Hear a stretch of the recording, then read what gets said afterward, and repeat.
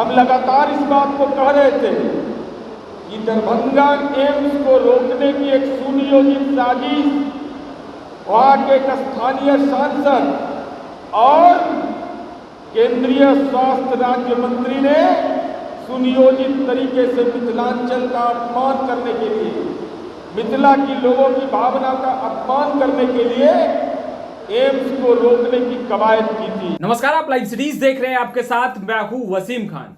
JDU के नीरज कुमार ने जमकर निशाना साधा है केंद्रीय मंत्री अमित शाह पर। क्या कुछ कह रहे हैं, सबसे पहले आप नीरज कुमार को ही सुनिए।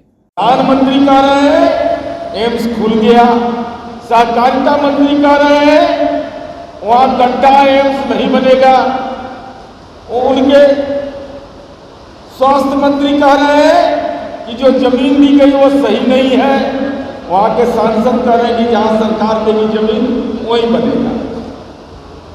इसका क्या मतलब है? ये तो साफ तौर पर यह बताता है कि दरभंगा एम्स के निर्माण में राजनीतिक ईर्ष्या बरती गई और राजनीतिक ईर्ष्या के चलते जानबूझ करके काम को रोका गया। और सवाल मेरा यह है कि एम्स एक्ट जो बना हुआ है उसमें आपने संशोधन कर दिया, तो आप जमीन ले रहे हैं कहीं 200 एकड़, कहीं 250 एकड़, अब बेड की संख्या कम क्यों करते जा रहे हैं आप? जो राज्य सरकार के भी अस्पताल है उससे भी कम बेड आप दे रहे हैं।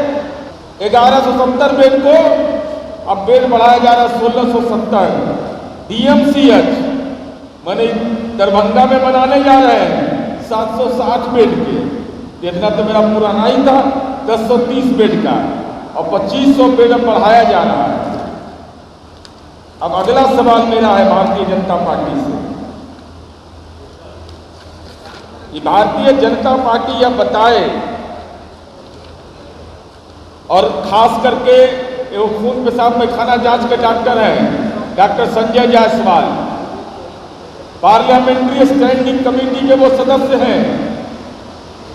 उस कमेटी ने अपनी रिपोर्ट में लिखा रिव्यू करने के बाद कि चूंकि सारे एम्स एक्ट 1956 के अंतर्गत स्थापित है, इसलिए सभी 16 नए एम्स को नई दिल्ली के समान मानते हुए एग्जीक्यूटिव डायरेक्टर के पद पर नहीं, डायरेक्टर के पद पर नियुक्ति होना चाहिए।